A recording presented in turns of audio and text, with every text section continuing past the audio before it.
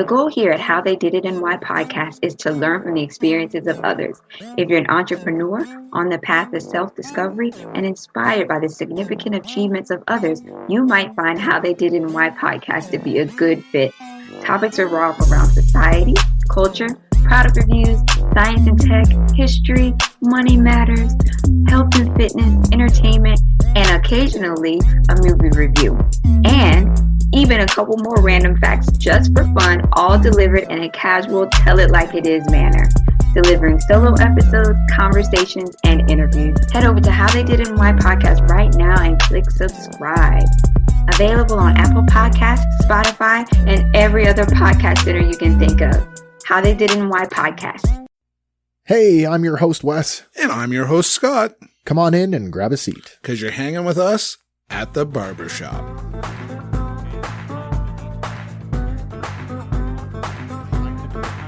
Like the guy from Mythbusters with the D. Hyndeman. That's right. Yeah.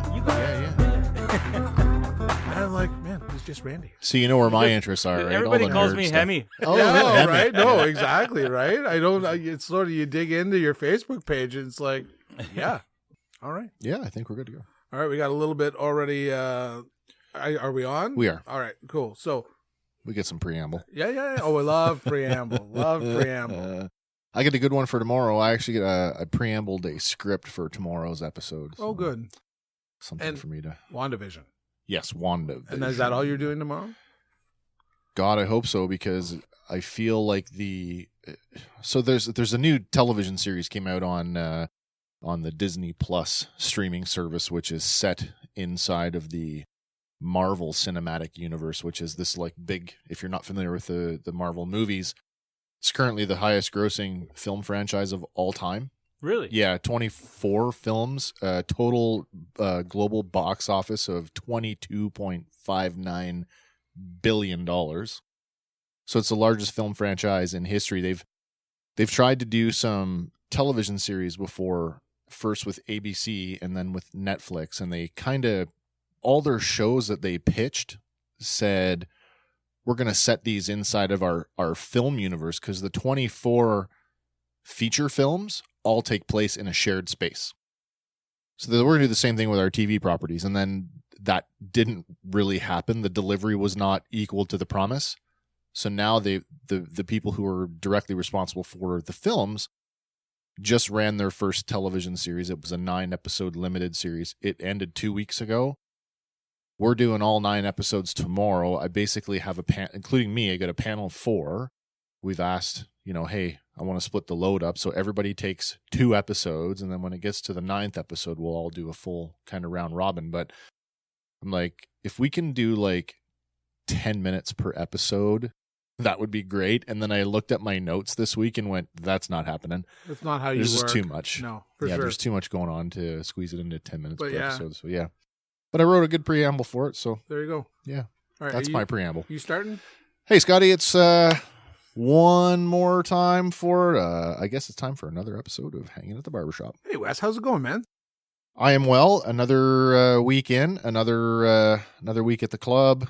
I'm not throwing any better this week. I know. You know what? I would say you were much closer on a lot of games. I'll tell you, I have a theory on that, and I had mentioned it to one of the girls. There was a technical difficulty this week where our iPads that we use to score our games at the Axe Club were not connecting to the smart televisions, which as a player you can kind of look and you can see how you're doing. Not being able to look at that.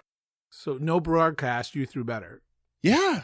It's funny because I said, what week was it that I didn't look at the running app or the running? Oh, I don't know. Was it? A couple Yeah, weeks ago, sure. I felt I threw good that night. Yeah. But your wife threw very well. She threw exceptionally well. She showed me her kind of her win-loss Yeah. to date, and she is more in the green than she has in the red. It all comes. I tell you, so we're a couple of weeks away from playoffs, and as you had confirmed for me last night, we're top 14 go to playoffs? That's correct. And I'm sitting at number 14. Yeah. As they say, right, it starts to get to be, I'm not telling you to play more competitively, but just play smart and Play smarter. get the points. Get the points. Even if I'm not playing, I'll be there, so that's not an issue. Right. So another week's gone by. Yeah. Got through the Battle of the IPAs. Super fun. I really enjoyed that one. Really happy to see the response from the breweries who furnished our beverages. Super exciting. Yeah. That was cool. Kind of to look at it and be like, there's 1, there's 2, there's 3. So Nickelbrook. Nickelbrook, if you guys haven't checked your social media. Don't be shy. Yeah. It's not going to change the results, but hey, we still love you. There you go. You have a cool can. Cool can. So this week we have a guest. Dun, dun, dun. Dun. So from Hemi Hockey in Lindsay, Ontario, we are joined by Randy, Hyndeman. You got it. Nice. You nailed it. And right, it's just going to be Randy from Hemi from this day forward. Randy, welcome to the show. Well, thank you very much, guys. I really appreciate it. Oh, no worries. And you've been playing the show the odd day at the rink when you've been at the rink, so that's cool. Oh, I hope you're alone when you're doing that. Well, I think it was so fresh, and I just latched onto it, and it's just easy listening. Oh, good. Yeah. That's fantastic. That's good to hear. Yeah, and sort of that was the sort of thing, and it's always that thing when you see a couple likes and a couple comments, and I'm like, oh, I said to my wife, I said to Michelle, I said, oh, Randy liked the post and is following and listening, and she's like, Randy? I'm like, Hemi, and she's like, oh, that's cool. And I'm like, yeah. And I said, I have to like reach out to him because there's a guy that's been working for the public for how many years now? I've been in the rink now for about 12 years solid now. 12 years solid. And I mean, you've probably sharpened skates from Timbits hockey right up to like junior A and beyond. Yeah, I've met some pretty interesting people over the years. It's been a good ride. Yeah, which is super cool, right? And I assume you've had families where you've done all the siblings and the parents and this and that. How do you find that? Do you find well, I mean, you've sharpened skates for all my kids. Have you found that when you kind of watch generationally, you seeing big differences in what kids are wearing and how they're having their skates sharpened? Well, it's been pretty crazy. Like Saturday morning start, and that's when the gladiators come in, and like you see the 9-year-olds come rocking in the rink, and those guys have been up since like 4:00 in the morning because it's hockey morning, pulling dad out of bed, right? And they come, they'll come in the shop, and you'll see dad reach into the hockey bag. He may not even know the first thing about skates, and he'll hand them to me, and I'll see the gladiator looking at me, the 9-year-old, right? Like, he'd be complete. He doesn't even be dressed yet. He might be in his Batman, his PJ still, right? Hair sticking up, like, hey. That's a kid after my own heart. I tell you, there's still some grown men that are wearing PJs under their. Well, those guys are more braver than we are, isn't it? But so you'll stare down on, hey, what you comb your hair this morning? You get them going. But Dad will hand you your skates, and you build relationships. It starts with those 9-year-olds, right? Well, right. I mean, how many pairs of skates is a 9-year-old going to go through his hockey career, right? On average, what are we talking about? At 9, you're in Adam? Yep. Novice, Adam. Yep. So, I mean, that kid's going to skate for 12 years? Anyways. At least. But where it starts with me is you treat that 9-year-old like he's an NHL Wayne Gretzky coming in the door. Like, you give him royal treatment, you make eye contact with him, and you crack jokes, and you guys build a relationship. Dad's just paying for the sharpening. He's your customer. And, yeah, you give him the best job that you could possibly give, and hand your skates back to him, and, you give him that little wink. You're going, well, what are we doing today? Are we scoring goals? Are we going fast? What do you want me to do with these skates? Tell me what you want me to do. So, all right, you want goals today? Okay, we'll put some goals in this sharp. Nice. Nice. So, he'll go down to the dressing room, and maybe Dad might come running back and says, hey, do you think you could show me how to tape this stick? Right. I mean, I would tell you, I was not a hockey guy growing up, and I probably really honed my skating skills when the boys started in Might and Tyke, right? And that'd probably been the first time since I was 13 or 14 that I've been back on skates. So, I mean, learned a lot myself, and right. And, it's, as I say, I'd be right there not knowing, taping and skating and what to give the kids. So, I mean, I think I'm sure I've asked for some advice as well over the years. So Well, it's great, you'll help the dad out, and he'll take that stick down to the dressing room, and all of a sudden he's the coolest dad in the dressing room. You know what I mean? And like the kids just line up for a tape job. My very first experience on ice skates were a rental pair at an outdoor rink in Alberta. And I was terrified. I was that kid who, the kid where you're like, oh, you can't skate? We'll give him a chair to push. I was the kid that didn't push the chair. I sat in the chair with my feet on the ice like, oh, look, I'm gliding now. Nice. Somebody pushed me around. Yeah. That was my introduction to ice skating. You know what? And as I say, in the years that I've been there and watching kids skates, there's still kids, right, that know how to play hockey and know how to skate. But there's kids that are just beautiful skaters, right? You could just watch them all day and the way they move and the way they can see the ice. I'm not that guy. And that's why I play goal now. I quickly learned as an adult trying to learn how to play hockey that I knew where I wanted to be, and I was about a stride and a half behind the play at all times. And then, thank God, my friends allowed me to spend thousands of dollars on goalie equipment and play goal. To stand in one place. Yeah. It's been very productive for me. I think I bet I was 35 when I started. I've only been in goal 10 years. I remember those old hours. Yeah. To clean the rust off. Oh my gosh, I'm not a.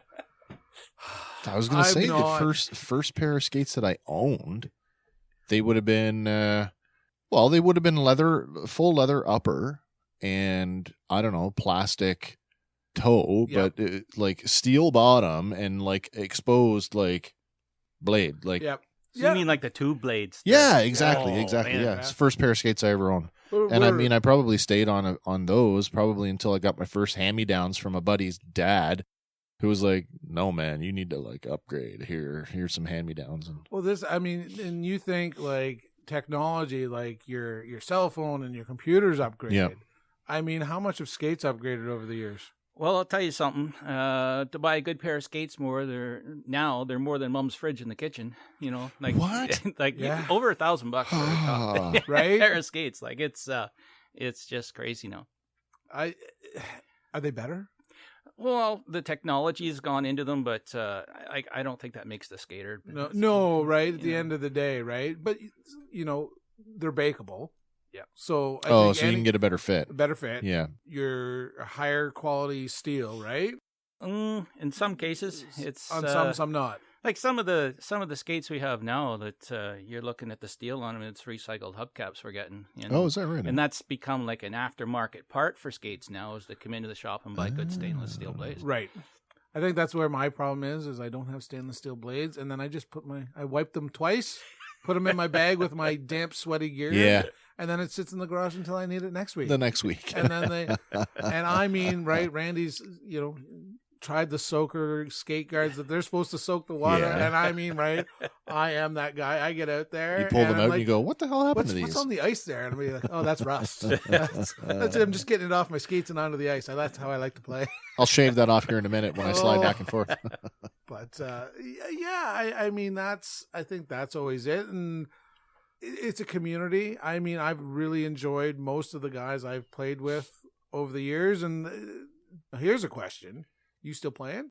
I haven't skated in a while now with everything that's going on, but normally we have a bunch of guys that we skate all summer long, and just a bunch of meatheads. We get together and we go out there, but we have a good fast game, up and down and off. Yeah. And we go at it, and then after that it's beer and pizza. Right.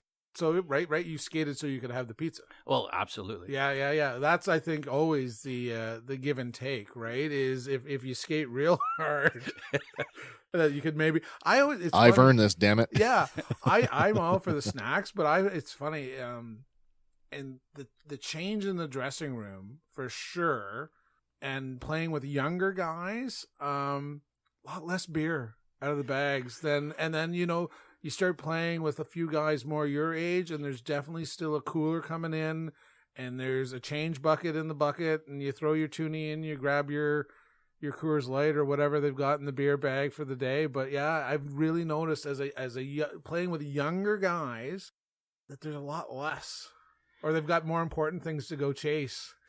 Yeah.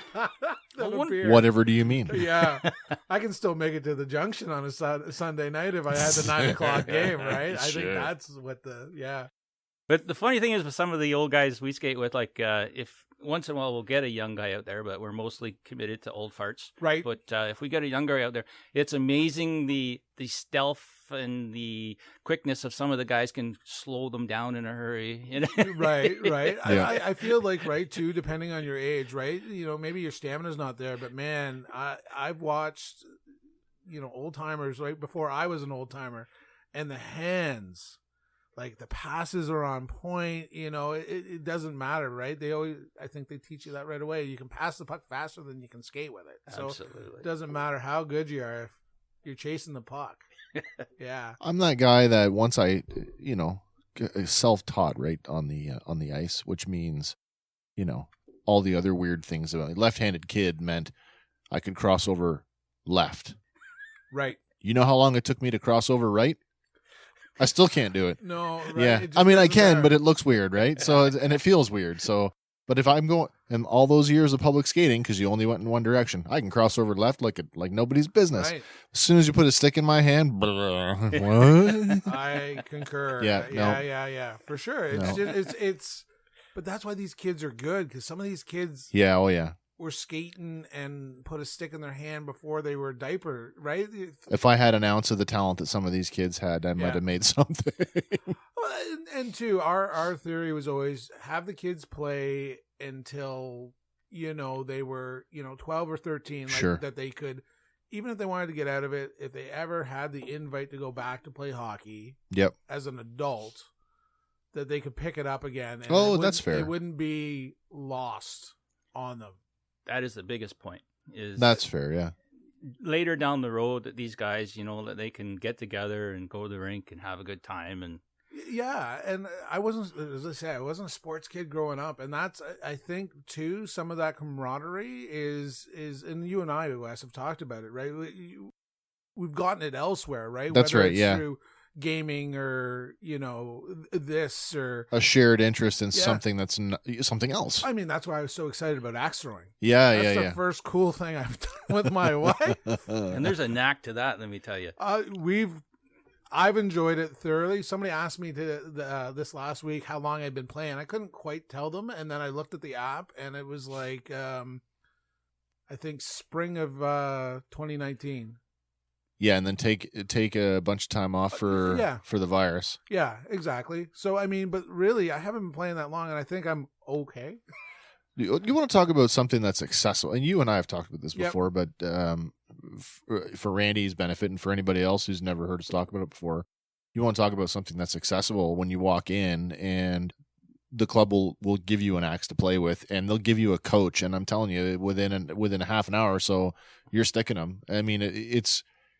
Yes, there's a knack to it, but like the barrier to entry is so low, and the actual skill to make the axe stick to the wood is really low. I mean, it's super accessible, and we have players. What'd you say our youngest player is? A league player this time around? 18. I don't think we have 19. Anybody, probably 20s. I would think this time around. Yeah, and our oldest league player. I'm wrong. Definitely 18. 19. That's what I thought.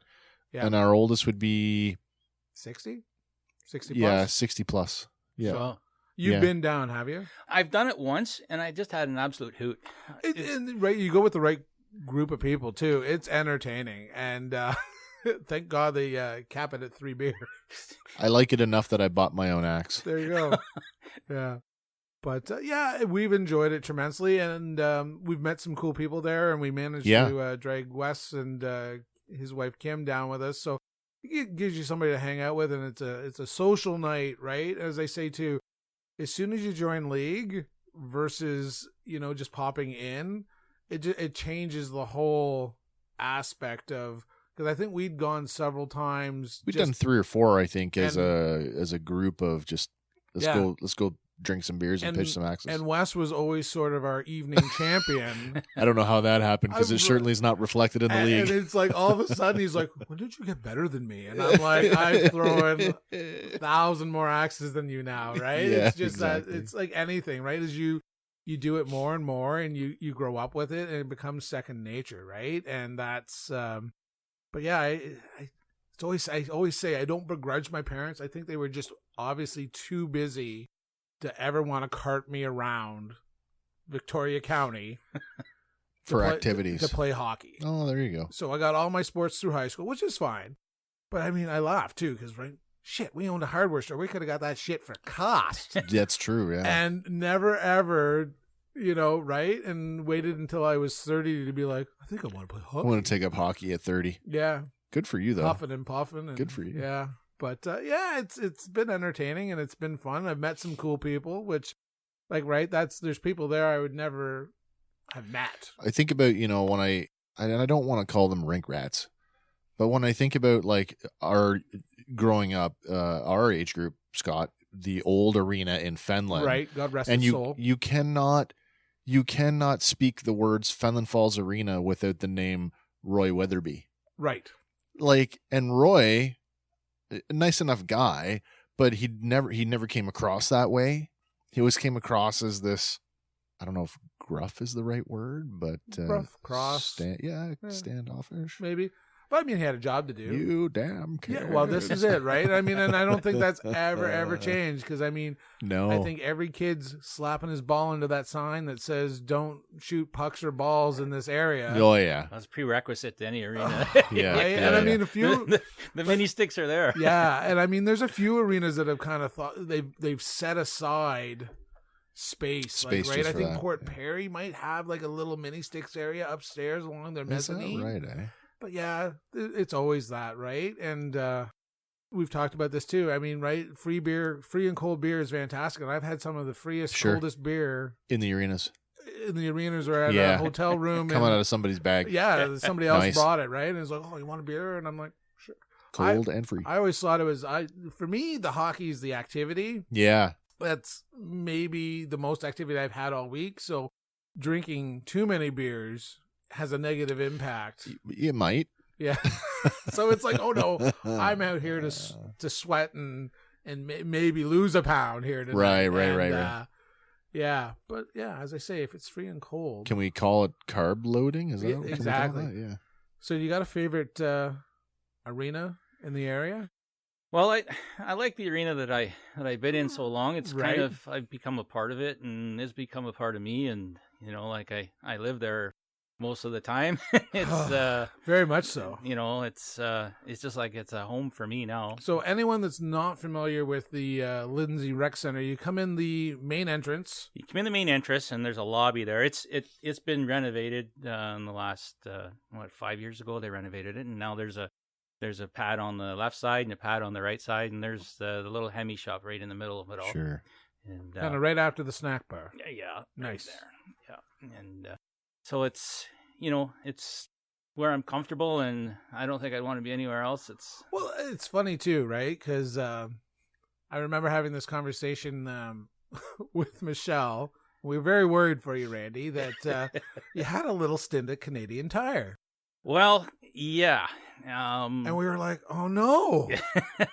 And it's like, right, as growing up in the area and as a kid of a small business owner, I was like, we always not that we nearly get to Lindsay enough. I think that's our dilemma is, if you're in Lindsay and you can get there while you're there, we were great. Or if we had a skate there, it was great. But then it's those days where you have a little bit of a spacer and you're like, man, I haven't been to Lindsay in weeks. I mean, I need to get sharp. But yeah, and we as everything goes, and like you walk into Canadian Tire and there's Randy sitting behind the thing, and I'm like, oh, what's going on? It was a learning experience for me. It was something for me to grow as a person, to see some of the retail aspect of it, and I learned a lot. It was a good experience. It was to fill my days, but I quickly learned that it's much better to work for yourself and please your own customers. Yep. And it's retail's a tough go. it's a tough goal. I can appreciate that. Oh, Yeah. bud, let me tell you. Yeah, it's like I used to have a red shirt on. It was like I had a big target on. You know? Oh, yeah. It's funny because as much as that's sometimes you feel like it draws them in. I mean, we sometimes wear very specific shirts at Mark's, and people will be like, "Do you work here?" Oh, man. I'm like, "No, man. I just found the shirt." And So as Scott knows, in a previous life, Randy, I wore the uniform of our country. And so after I retired from that life, I was very much pro military, pro veteran. I still am, but Red Fridays was a big deal for me at one time, and I have a embossed support the troops where the logo it's not ironed on. It's actually, how they kind of melt it into the, Yep. So I have this red polo support the troops shirt. My wife and I are in Canadian Tire. Oh no, you're a on target on a Friday. And believe it or not, we're looking at toolboxes, Scott, because I needed more toolboxes to hold Right. all the miniature games. yes, And I get this like, can you help me? And I'm like, sure. And then I helped the lady, and she was quite happy. And then after our conversation was over, I'm like, I don't actually work here, but happy to help you out. yeah. I have this toolbox at home, and I really like it. Yeah, it was kind of No, for funny. sure, right? Yeah, yeah. And I mean, that's I think everywhere. If you got the right color shirt, and If you've got the look, yeah, people will approach you. yeah. If you can sell it, if Yeah. you sound confident. Oh, yeah. As I tell people, like, you might not know anything, but if you sound more confident than they do, they'll believe you.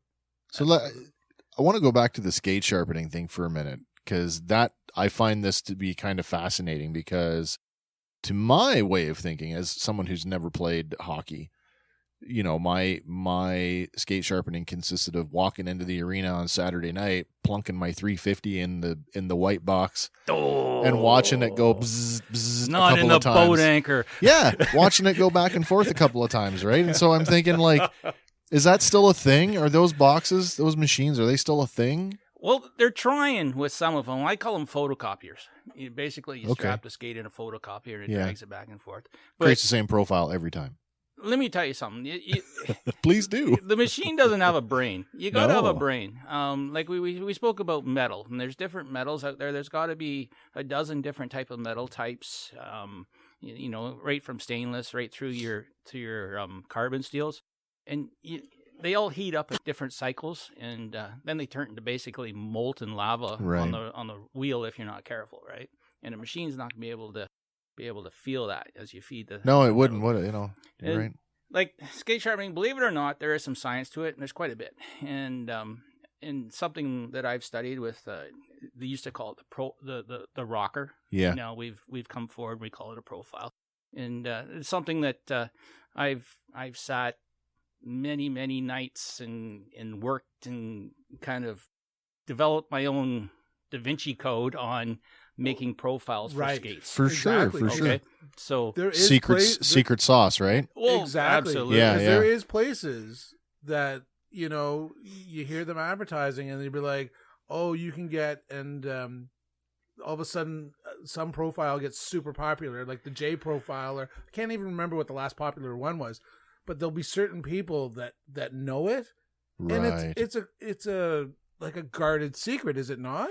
Yes, and it's something where years ago I do these combination profiles, and I've kind of Yeah. got my own little templates, and I do depending on the level of skater and what they're looking for, and some of the box stores, and I'm not saying bad, but some of them they've coined these phrases Yeah. on these different profiles and that, but the key ingredient to it is having somebody consistently who knows how to do it.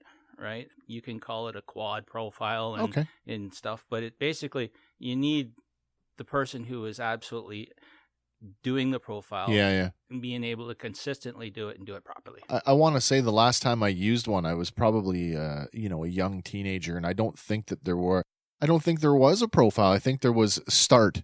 Like literally put the thing in and start. You got the And ad, it whatever just it was set at. Whatever it did. And when it came out, now mind you, I was also the kid. I sharpened the skates maybe twice in the season, right? Like I just skate until I fell down. Right. But I wasn't playing hockey either, right? It So changes the whole way you skate, right? You're not stopping on a dime. You're not turning. You're a leisure skater. It's interesting that you say that, though, because my wife works professionally as a hairstylist, and so she has one gentleman who drives, because I guess it is a dying occupation, salon scissor sharpener. Absolutely. And he makes the rounds, and he has a clientele of salons that he goes to with his mobile tools in his van. And it costs her like $100 every time he shows up, and the rate has gone up recently because of everything. Yeah, but I mean, she's cut herself more times on her scissors after a sharpening than I can count. But again, like, as a profession, it's so specialized. It's like when you have a person come in with these variables that they have going on with their skates, right down to the fitting, their feet hurt in the skates. Yeah. The tricks in my bag to make the skate fit properly and make it comfortable. If it's not comfortable, you're just not going to enjoy what you're doing, right? So you're pretty much. Well, you banged out my toes. Yeah. I mean, right. That was when I started. Right, got a pair of skates, didn't know what I was doing, and I'm like, oh, it's really rubbing right here. And you managed to put it on that machine, and the goalie skate's pretty rigid. Right. And we still managed to bang the shit out of that. We can do anything, man. we can put skates on a penguin. And yeah. And I mean, you've only grown your bag of tricks over the years, right? So I mean, you've brought in some newer equipment this year. Yes. So you got a sewer, like you're doing more sewing. Do you still call it sewing? Well, basically. I bought a heavy duty stitching, a heavy duty boot patcher. Like my whole agenda here is I've tried to get into servicing. It's kind of difficult during our times right now, but my whole operation is providing services that you're not going to find anywhere else. Right. Your destination. Exactly. Like you can go and buy those $1,000 refrigerator skates, from the big boys. Simply, I can't swim in that pond, Right. And it doesn't make sense. Neither do you want. To me, though, too. I mean, right? You can drive down the road and you can go anywhere to buy your skates, right? And you might talk to a kid that's no older than your kid selling you those skates, and he's had the atypical. This is the skate. Here's the features and benefits. This is what you tell the customer why they're worth $1,200, and we'll give you $5 for every pair you sell. Exactly. And you don't work in sales, do you? Never, ever. Salesman doesn't have to know anything about what they're selling. They just got to know how to sell. No, and it's very true. And that's, as I say, and be genuine. Yeah, exactly. Let me tell you something. Figure skating moms, I love them to pieces. They are the most discriminate bunch who will not let anybody touch their skates. I was in that shop maybe 5 years, and I never even seen a figure skate. Oh, wow. But I was ready when they came. Right.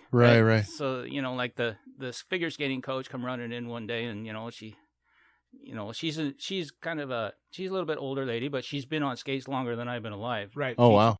And so she flipped her skates on the counter, and a really prim lady, like she could have tea with the queen, Oh, wow. She's like, so she flips her skates and she says, put an edge on these. I can't get down to my sky in Toronto. Just put an edge on them. And she goes to run out. And as she's running out, she turns around and she looked at me and she says, "Don't fuck them."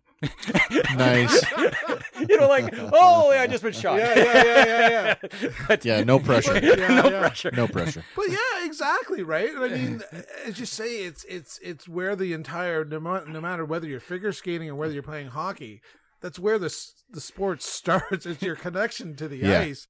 And if it's, and I mean, I've watched, and I mean, Randy's watched, and you see guys with a bad sharp, or they've got a nick, and every time they turn left, they're like, "Oh man, he's on the ice again." Yeah. And it's like, "Are you drunk?" And they're like, "No, I got a bad edge." I'm like, "Fix that shit." Right. It doesn't take much, right? But so I just because I'm not sure if I followed it exactly, you were trying to establish. Now, Randy, you work out of the complex in Lindsay. I do. You do. So is that a space that you must compete for, or is that you are so established now that it's a given that you're the guy? I could be out of there tomorrow. Like, we have contracts, right? You do, I'll okay. sign a contract for 5-7 years, and then it'll renew, and then, we'll bid on it. But, Right. Like, I could be elsewhere. It's. So is this a reflection of the Canadian Tire comment? There was a year maybe where you didn't. Well, it was a growing thing for me. I wanted to learn a little bit about selling equipment. Gotcha. And, there was lots to learn there, about the retail aspect. Right. Now that I can't think of their names, the old owners. If it's important, it'll come to you. Yep. Oh, it'll hit us in the bowl of lightning later. Anyway, Exactly. But they've been in the community forever. Forever. And they knew sales. Because you don't stay there that long and be the Foxes. That's quite right. And you don't have a business like that in a town like Lindsay. And going there and hanging out with people that are good at sales only makes you better Absolutely. at your job. Absolutely. So at this point in your life, now you've been in the arena. You said 15, 12 years. 12. Like, I first opened up a shop. We first called ourselves Lindsay Blades. To make a long story short, I hooked up with a guy from Toronto, and he was a guru skate sharpener in Toronto. Like, he worked in a high-end skate store, like hardwood floors, and like the high-end rollers would, like pro players, they didn't come to see him. And so we hooked up and we opened up a shop in Lindsay. And he wanted out of Toronto, and I wanted to maybe even prospect of doing this full time. Sure, Right. sure. So we hooked up, and customer by customer, we got it done. And it's something to see two guys work together, and it's something for us as Canadians. I think we need to do is team up and work together and get something done, help each other out. And then when you establish something, then we opened up another shop. Right. And he has another shop, and so we helped each other and we built on something. And I think that says loads. Right. And that's it, right? You both saw an opportunity. You both bring something to the table. Yes. And away you go, right? And right, everything changes and everything, but it's no So different. the guy that you're partnered with, he's still working and operating out of the city? Well, he opened up another shop in the Oshawa area. He's in Oshawa, and like Mike would probably be the guy that'd never tell you how good he is because he doesn't, he's you put your pride in your pocket and you let your skills do their Ah, yes, quiet professionalism. Like he has, quite the resume, but he'll never tell you that. But I will. Right. Yeah. You'd tell his resume. Oh, huge. Yeah, okay. So somebody you could admire. Oh, I'm proud of him. Like we've become brothers. Yeah, right on. And so, without banging names around and everything, like he's had like Hall of Famers, I've been with him and the phone will ring and it's a Hall of Famer. Oh, right? wow. Yeah. So, when are you going to Russia? You going for the benefit game? Well, you need some skates done up, do you? Oh, wow, yeah. Like he's like, who's Just that? over the- yeah. Who's that? No, it's just a guy. Yeah. Just a guy. Just a guy. But Just another client. Too, though, Randy, as they say, right, you're never to toot your own horn, but I've certainly seen a lot of different photos of a lot of different players thanking you for a lot of years of service and what you've provided a lot of young men and a lot of young ladies over the years too. So, as I say, and I do believe you've even had the Stanley Cup come into your shop. Well, I just had that warm feeling up your spine. You yeah. get that warm. But those 9-year-old gladiators? Yeah, Yes. yeah. You know when they come back and they put the Stanley Cup on your Right. tail? Yeah, exactly. And they say, thanks for helping me get there. And it wasn't me. It was just me just being there and, giving you that high five when you're 9 years old. And, to see the Team Canada gold medal come and, yeah. It's cool stuff. Like That's that just, a really, really cool feeling. it's just absolutely, it just blows me Man, away. I get shivers and I'm like, Yeah. right? Yeah. I still think, like the Stanley Cup, like, you see that young man, Vince, like he didn't have to do that, but he brought it in. And like that cup, when you think about it, the hands that cup has been in. The Yeah. names on that, right? Yeah. It's the legacy, the myth of that cup. The debauchery that it's been used in. Oh, It was, oh gosh, it's been in the bottom of the Detroit River. But it was like holding on to a ghost. yes, It was like Yeah. speechless. right. So obviously you have no hopes of winning the Stanley Cup yourself. So you touched it. I touched it. That was my bucket list right there. Right. Now, are you? Would you be a firm believer for others that at a younger age you don't touch it? I don't know. No, you're not that guy. You're not going to speculate on it. I'm not a goalie. Yeah. You're not going to speculate on anybody else's voodoo, eh? Oh, no. So there is definitely a you touch it crowd, and there is a crowd that is, you know, if you have an inkling that you are serious about hockey and you're ever going to play past your, you know, minor league days, that if you have the opportunity, you do not touch the cup. Interesting. Before you earn the cup. Really? So kind of voodoo. Yeah. I'm sure I have heard that. So, I feel like that's right up there with game socks. Dirty game socks. Put on the right one first every time. Yeah. I hear you. But I mean that's it, right? I mean, and you be a prime candidate of, right, well, I got had my best game ever, and you know who sharpened my skates right before that game? Right. Randy did. Be like, hey, these skates don't need sharpening. Be quiet and just sharpen them. Yeah. I need another 3-goal game. But it's so much like the relationships you build. And you know, like I go to my shop and I look around that shop and you see the pictures and you know, you go like, man, oh man, like often I'll text these guys it's not only that, you know, like guys come in, they're home from college for the weekend. They need their blades tuned up because that's where they got them done all their life. Right. Well, how's school going? Well, I'm engineering, you know. Oh, wow. Yeah. I'm working on Bay Street right now. I'm a financial planner. You know, like it's these kids, you know, like it's amazing to watch them grow up and, you know, what they've become. Smart lads too, right? Knowing that not necessarily is the game going to last forever. What they've applied the skills to their businesses. Yeah, exactly, right? And I mean, there's, you know, lots of them are getting great educations for playing a game that they love, right?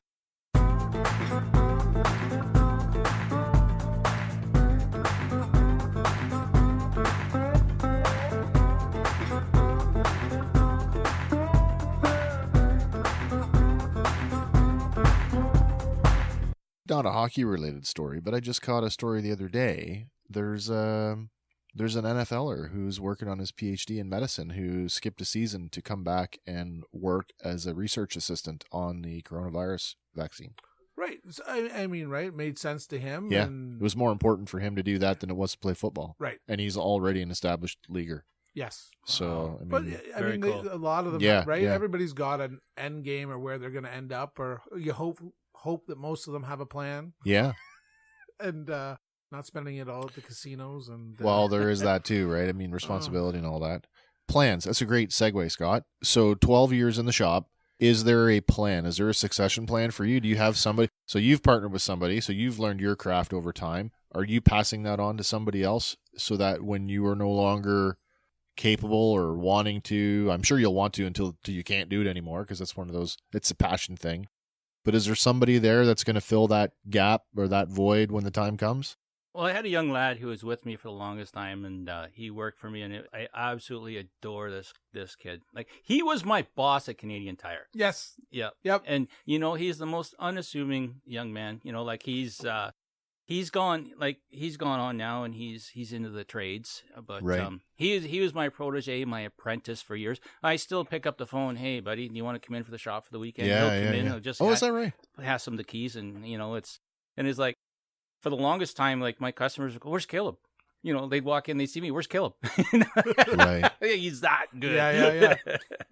And it's funny too, right? Because I mean, he was an unassuming young man, right? And I mean, I think, right? I mean, for when I started there, and I mean, right, he had big gauge earrings for a while, right? Sure, which sure. you'd be kind of be like, who's you take a second look, right? Who's Randy got He's behind got the machine? The sleeve tattoo. Oh, sure. But he can do it. He can get away with it because he is, you know, he's good. He's good. Yeah. You know what I mean? And he's just a beautiful person. Yeah. Well, it's funny too, because right, you think now, a few decades later, that's mainstream for sure. Everyone. Oh, it is now. Yeah. Yeah. So he fits the mold perfectly. Yeah. Right. I remember saying to Caleb, "Hey, I'd like to get a tattoo. Like, what's this all about, right?" You know? Right? Yeah. Who are you using? What exactly. What do I start with? And you're like, oh. So I had to get out and get one. Yeah, bro. Good. Did you stay? Where'd you go? Actually, I went right on the main street. There's a lady there that just 10th Street? Yeah. Shout out to Corey. And, Yeah, you know it. There you You go. should Oh! with the size of work you've got on you. Yeah. They do awesome work at Kent She's Street excellent. Tattoo. Yes. Yeah, for sure. Well, it's just right, and it's funny. You know what? I'll tell you a story. I think I've told it on air before, but I have a fairly large Facebook following, and I had somebody make a statement about not shopping at Mark's because it wasn't local enough for them. Oh, yeah. Oh. Yeah. And which is fine. And they went to White's, and good for you. White's is a wonderful business. They've been in the community forever, and you know what? They support farmers tremendously. Good on you. And then I went on my little rant, and I'm like, well, not supporting the the local economy. And I'm like, well, you know what? When I bought my goalie equipment, I went to Kawartha Sports. Yep. And dropped my money locally. And when I went and got my tattoo, I went to Kent Street Tattoo and spent my money locally. Yep. You know who's putting that money in my pocket? Mark's Work Warehouse. That's And right. I'm like, ugh. But people don't get it, right? They just think it's a little too big, or they're still supporting a ton of absolutely. families. Sure. Yeah, And people forget that franchisees are, the same people who live in your community. Exactly. It's that's not always the case, but I mean, by and large, they live in the place where they work. Exactly. But yeah, it's funny, right? But yeah, that's always, as I say, right? It's always nice to hear that everybody's always looking for somewhere to go and, somebody to do something. And it's like, man, look in your own backyard and see how what you can do and what you can spend. Right. And yeah, because you never know who you're helping out. Right. No, that's right.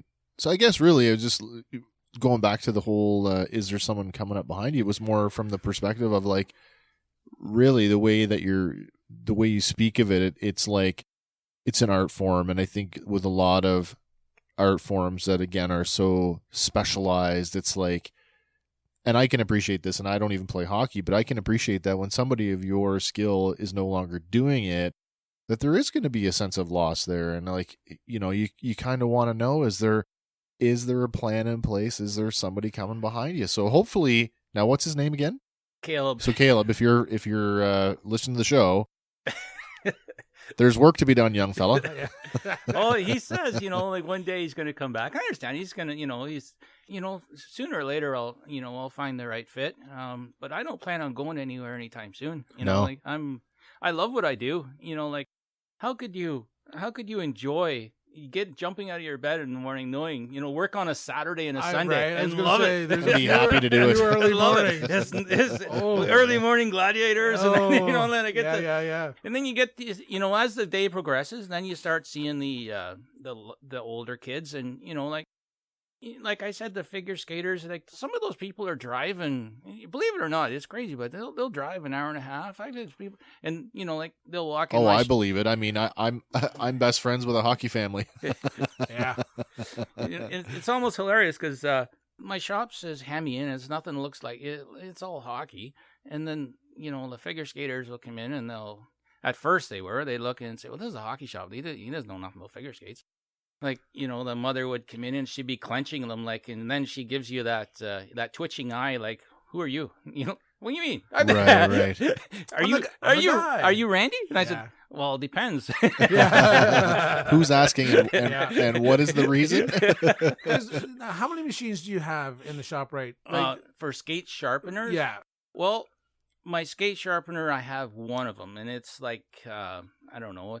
I drive a $300 car, but my skate sharpener is like, it's like a Lincoln Continental. Yeah. Gotcha. So you're redressing the stone then. So, right, because like ideally, right, player skates, goalie skates, and figure skates all are different. All different. Yeah. So every time, if you had a few player skates and then a goalie skate, you got to redress the stone. I have two different heads, and then I have one in the center. So I have one head dedicated towards the figure skates. Right, it stays pretty legit the same, and then you can just tweak it as depending on the person and what they want. Yeah, like some of these figure skates, like these phantom blades, believe it or not, like the blades alone, some of them can range up to $1,000. So Wow. you can understand those mothers. That's not with a boot. That's just without the boot. Oh boy. Yeah. But look what they're doing with them. That's true. They're Yeah. making more money than I will ever. Well, conceivably they are. Yeah, right? It's an investment. Yes. But But yeah, that sort of that whole growing up in the hardware business, right? We had a machine in the back, one head. Yeah. So right, and knowing enough, and I mean, right, and that was in the heyday of when Fenland was having Falcon Fest, and they were bringing a dozen teams in on a weekend, and you'd be so busy because just you were in town. You're it. And I ruined skates. Or it was that, or it was the, as Randy calls it, was the boat anchor. Yeah. Oh, sure as shit. Right. It's a weekend, and it's not like Roger was there, and No. and Wayne might be on lunch, and they're like, "Well, we got a game at 1. I guess it's you." And you're like, I'll try. I guess.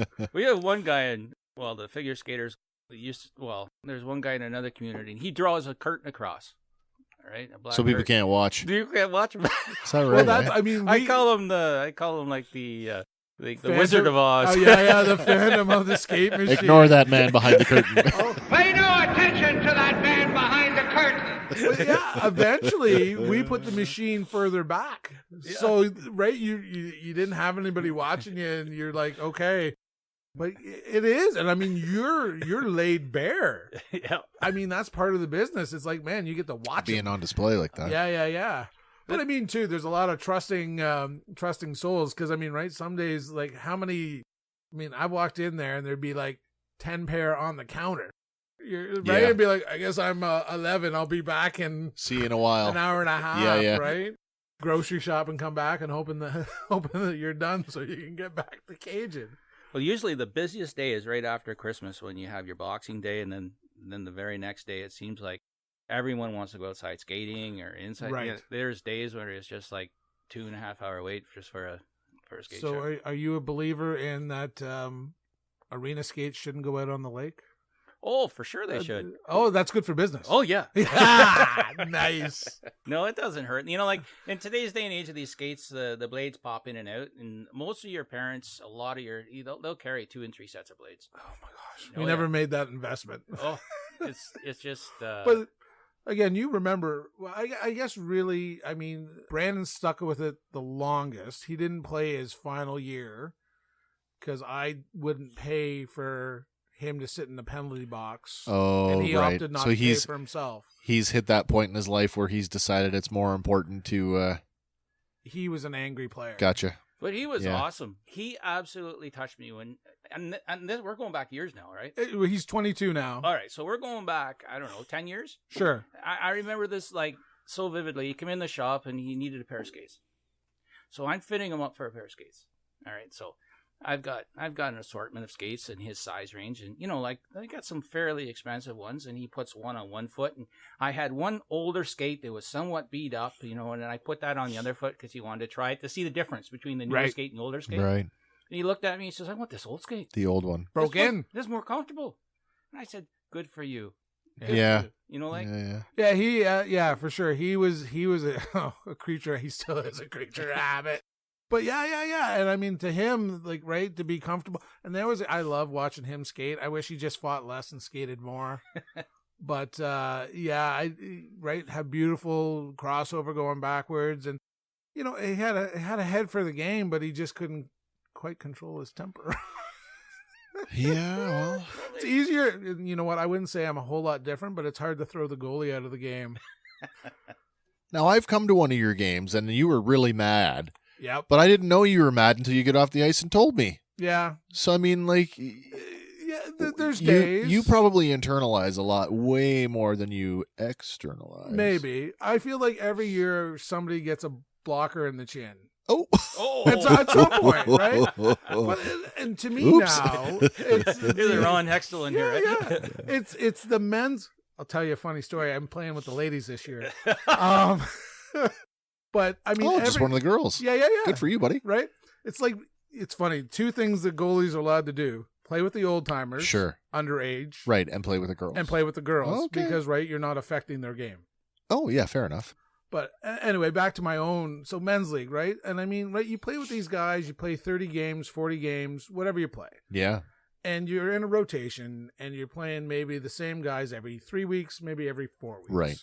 And it's the same guy on a Sunday night skating down like he's going to win the winning goal for the Stanley Cup. Man. Yeah. And, right, you fumble it or it's in front of you, and he comes in with a stick, and you get it in the groin, right? And, I mean, I got to go to work tomorrow. Yeah.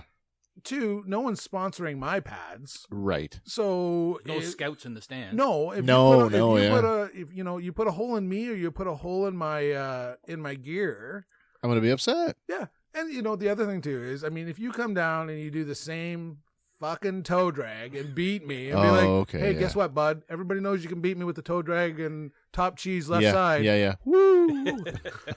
It's nothing new. Pick a new trick. I'd just right? be happy to know what you just said. Yeah, exactly. But so the Yankees. Yes. So Yes. I had a call from Mary. Their goalie blew out her knee and she's not going to come back. So she's asked me to come and play with the ladies in Finland. So I've been there a few weeks, and again, I'm just the guy filling in. You got your own change room, right? I do.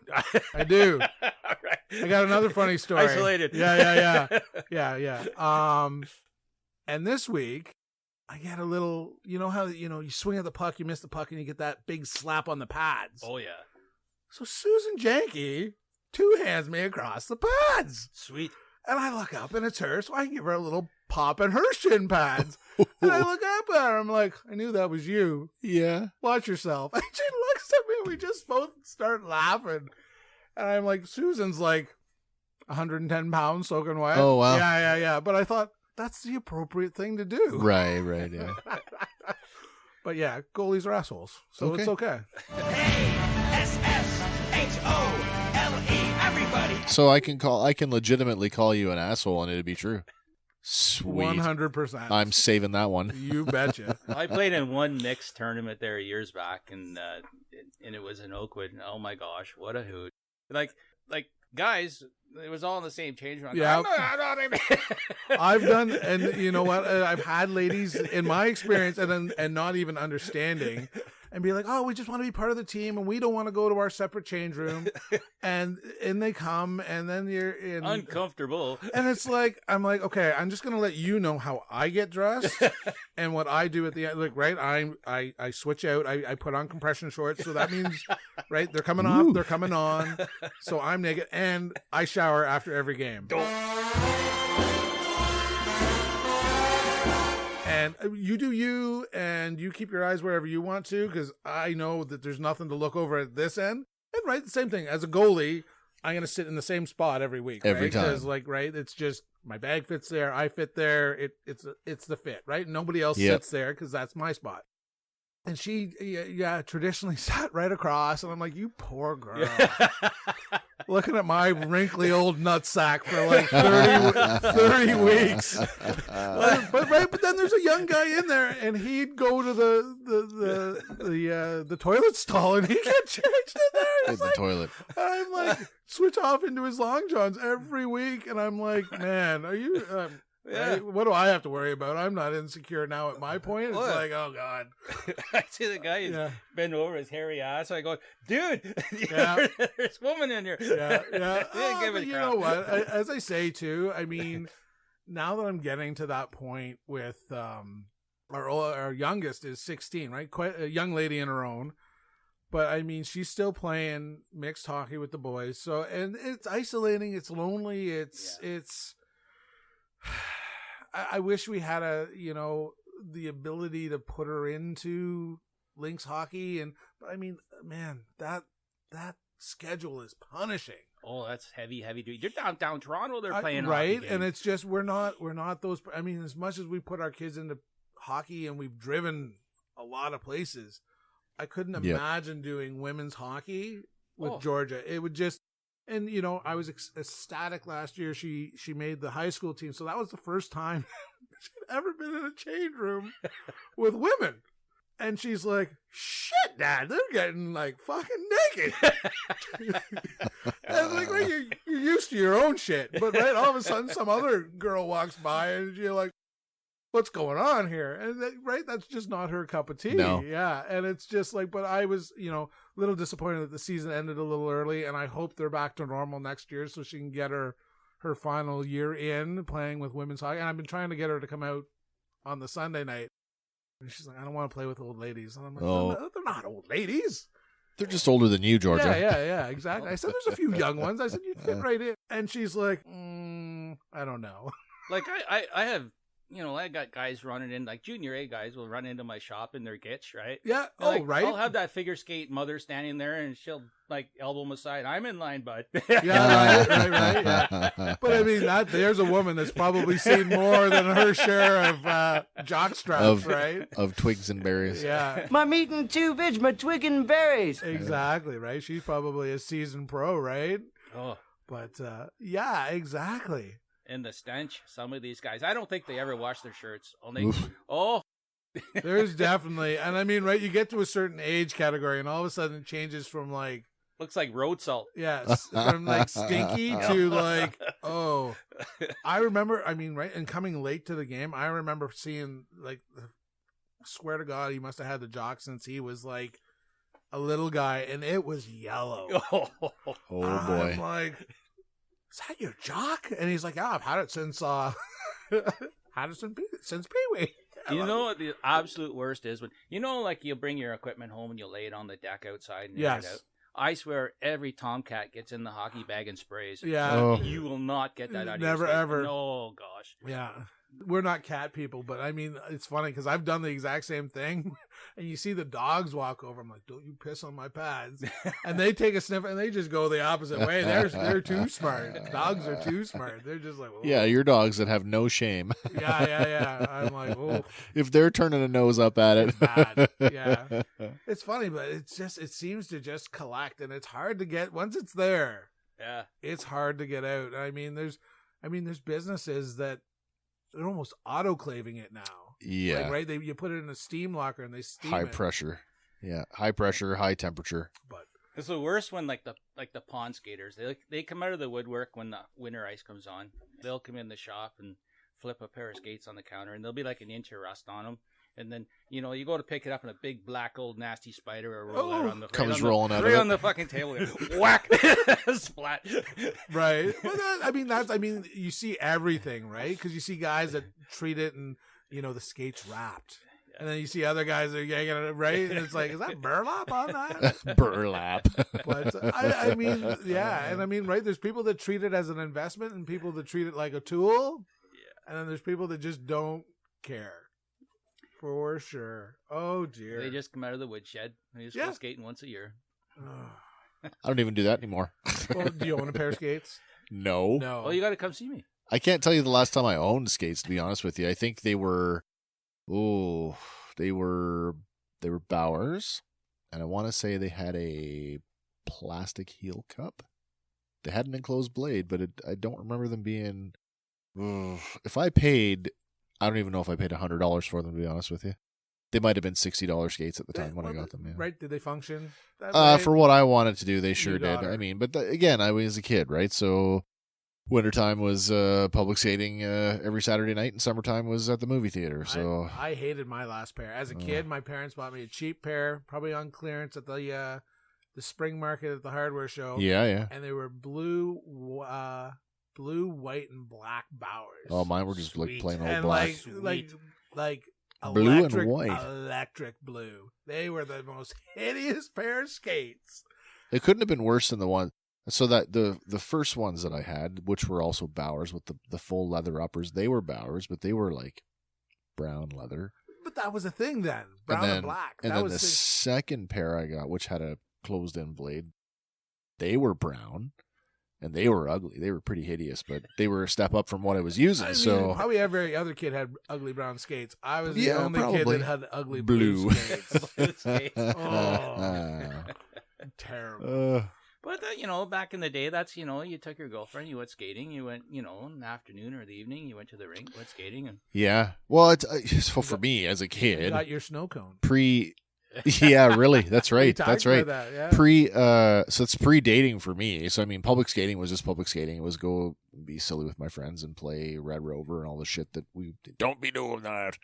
You're pissing off the family. Yeah, no right? whips. Yeah, no No whips whips. and no Red Rover because you're gonna knock somebody over. Like, okay.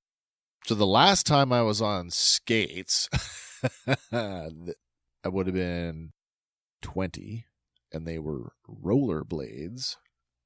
And I took a pretty good tumble in the high school parking lot with the girl that I was dating at Right. the time because I thought I was going to show off. Right. Not a good idea. Like No. the real old time rollerblades. that had No, four blades? no, these were like genuine, like inline, Oh, okay. yeah, That's a proper step up. proper rollerblades with the old what do you call them, the ratcheting buckles on them, right? Right. So Like a ski boot. yeah, just Yeah. like that. And I thought, oh, these are pretty good. I got my brother bought them, and of course he was a complete write off on them. But he was a traditional 4-wheel roller skater when we lived out west, and I can remember going to the roller rink and watching my brothers roller skate, and I thought, that's not for me. That'll never be for me. Do you remember that, Scott, when they had that here in Bobcaygeon? Like, I don't know if I'm dating myself. You When might- I was a kid, you you might used to be. go rent them Roller skating. and roller Is skating that right, in eh? the rink there. That would be that was awesome. Is it not still? I mean, it's obviously still a thing. It is. Well, there's roller derby. There is derby. Now, I've been to derby before, and that is a hoot. If Yeah. you've never been to roller derby, I highly recommend it. I went to the, oh my God, it was in Simcoe County when I lived over there. It was a good friend of mine, a veteran buddy of mine, Dougie, Reverend Dougie. We went out and watched some roller derby, and I can't remember the Women's name of the or team. men's? Women's. Yeah. It's Yeah. always better that way. Is there a men's roller derby? I believe there is. It has to be. Is it called men's roller derby? I always thought I don't know. I always associated roller derby as With an women. exclusively a girls thing, Hmm.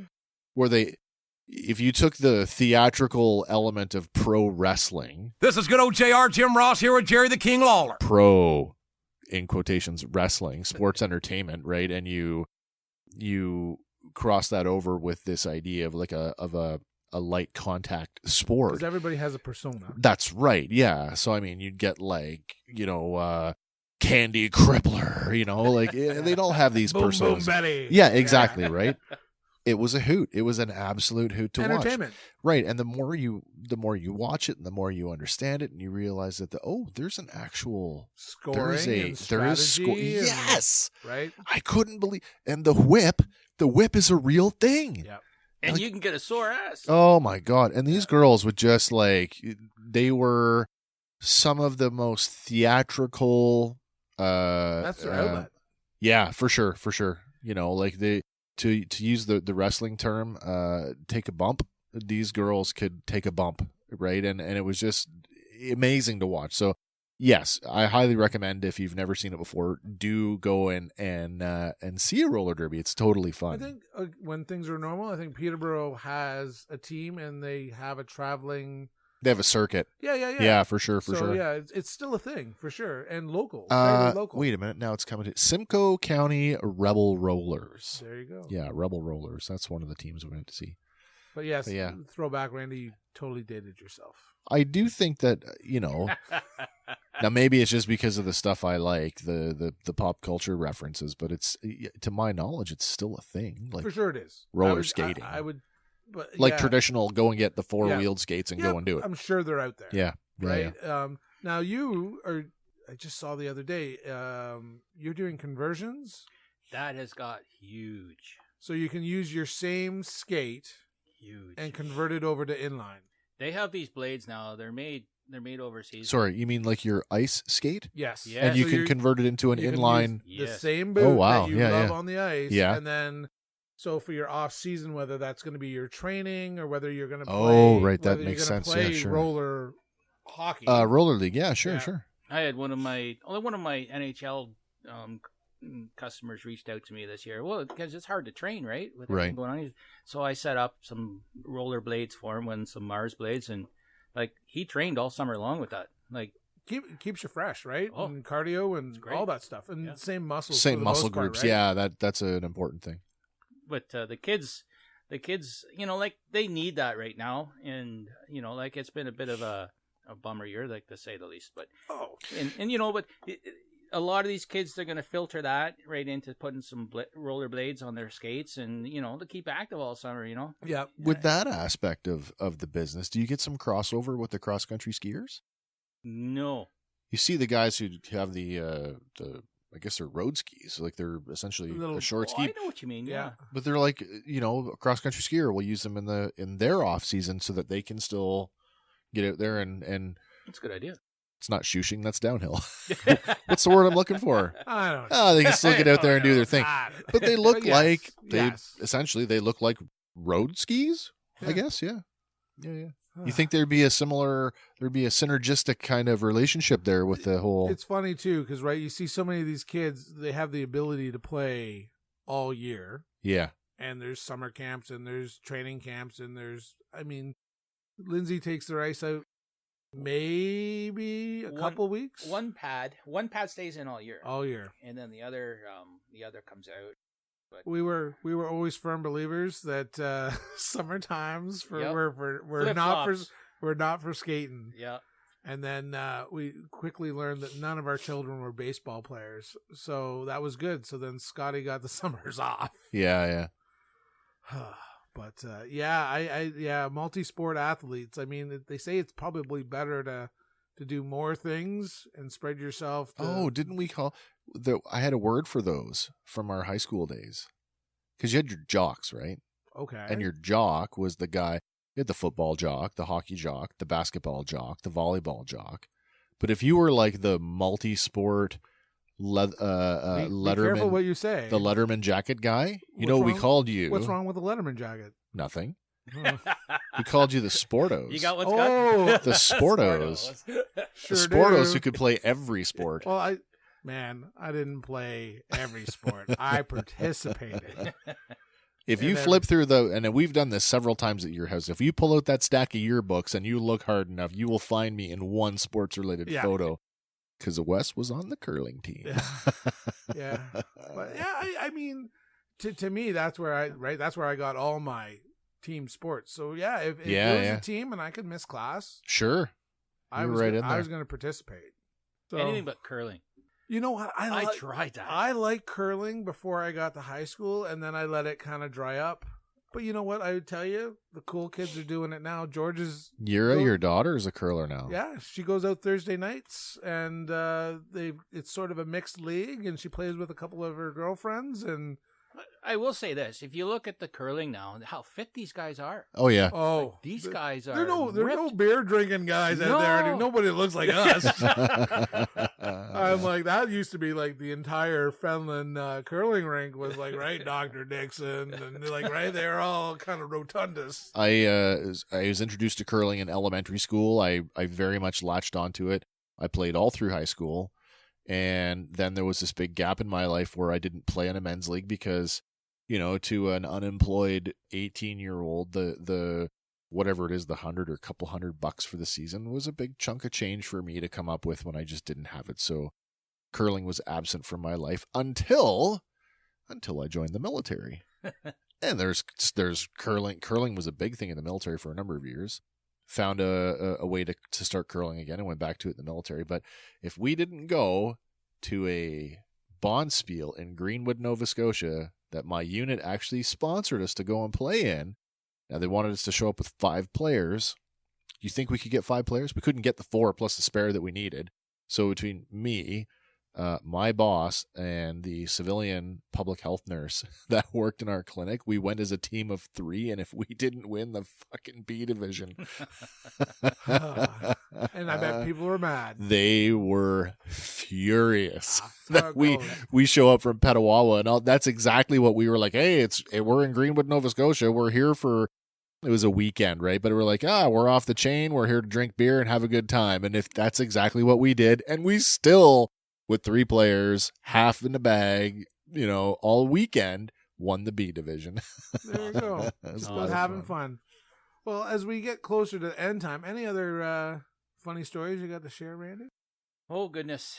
I think one of the funniest landmark stories I have from the skate shop was when we first opened up. And Like we called ourselves Lindsay Blades at the time, and we were out at the Quarter Lakes Cafe. It used to be like a little donut shop there Yes. in 35. So we rented some space in there, and we had a fella in with us, Sean, and he sold some apparel and stuff. So we were getting a little giddy there one afternoon, and so I sent Sean out. Like Mike, who I spoke about earlier. Mike was on a health kick. Like he was drinking like gallons of water a day, and he was trying to drop a few pounds. So I sent I can relate. Sean out. I said, Sean, just you mind go and getting us a pizza for Mike, and get us a goldfish. Go get us the biggest bitch, biggest eye goldfish you can find in the pet shop. He looked at me. I just do it. So he goes out. He comes back, and we had like a beverage or two under the counter. Like we shouldn't have, but we did. And Different times. I was going to say, sign of the times. Yeah. So when Mike was turning his head, those big 2-liter water bottles, right? Oh, yeah. I just totally see where this story's going. In goes the goldfish. So we were monkeying around all afternoon, and like Mike would be drinking his water, and the water bottle would be going down, down, down. And so every time he'd take a drink, Sean and I would look at each other, and our eyes would bulge, and we'd start laughing and carrying on. And so Mike would be drinking his water, and he wouldn't know what we were laughing at. But when you want to be a part of it and you want to laugh, so he'd be pointing at us, laughing back at us, right? Not knowing what he's laughing at. Oh, no, not a clue. So, like, customers would come in, and we, like we're still new, and, we'd sharpen a couple of pair of skates, and we were laughing and getting all afternoon, and the water would go down and down. So finally, Mike had to step out to the lavatory for a moment, and, Sean and I would look at it. There's only about, like 3 inches, and now we're looking at there's little brown strands in the water now. Oh, yeah. Right? How many ounces of fish poop? Fish poop. So now Mike's drinking his water until finally now. Oh, boy. He's down to the last little bit, and Sean and I are looking at him, and, and now the tail of the goldfish is in his mouth, right? Oh, wow. So he finally put the water down. He looks at the goldfish and he goes, and I've been drinking goldfish poo all afternoon. No doubt. So that was. You're a good friend. Oh, yeah. Well, he got us all back, trust me. Oh, yeah, in a little bit. You ever eat a goldfish, Wes? No, never ate a goldfish. Never, ever? No, never sir. In the army? You never did races? Oh, you had to. You know what? I escaped a lot of the hazing. That was fun. Another one for the CBC boys. Ha ha ha ha. That was fun. Right. I escaped a lot of that stuff. I joined as a reservist in the 90s when human rights had just come in, so it was the kindler, gentler army, but. Oh. They still, and this kind of came out sort of, some of the older guys that, talking to them, retrospectively said, we might not have been able to beat you, but you guys got it way worse mentally than a lot of people did in those days, at least in the basic training element of things.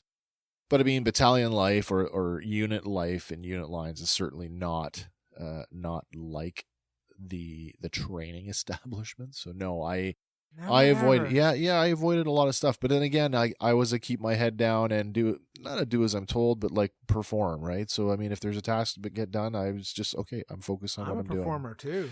Yeah, I tell you, I've probably eaten 7 in my lifetime. 7 goldfish. Yeah, I went to a stag and they were doing races, so you'd bet on the fish. Oh boy! If your fish lost, loser eats it. You needed to pay or eat the fish. Oh. So Eat the fish. I'd have borrowed the money. Eat the fish. I ate probably half a dozen. Really? And then I in the same night. And then I had a lucky goldfish. Oh boy! So he won a couple races. So then I was keeping him in my glass with my whiskey. You ate him. Oops. And then he's all of a sudden his third race. He didn't do so well. He did all right the first 2 races being in the glass. In the whiskey glass. Yeah. And then went to a Jack and Jill. And they'd call that animal cruelty today. I know. Yeah. It's just a goldfish. And then went to a Jack and Jill once, and they had goldfish there, and you had to buy goldfish insurance. Oh. And I'm like, listen, if no one's buying goldfish insurance, pull my name. Yeah. And I bought goldfish insurance. I said, don't put the marker on my hand. No. And I will eat the goldfish. And I guarantee you, yeah, once I do that, everybody that's there that doesn't want goldfish. Sure. Because they'll know you're serious about making them eat the goldfish. Yeah. And everybody's ponying up another $5 after I ate that goldfish.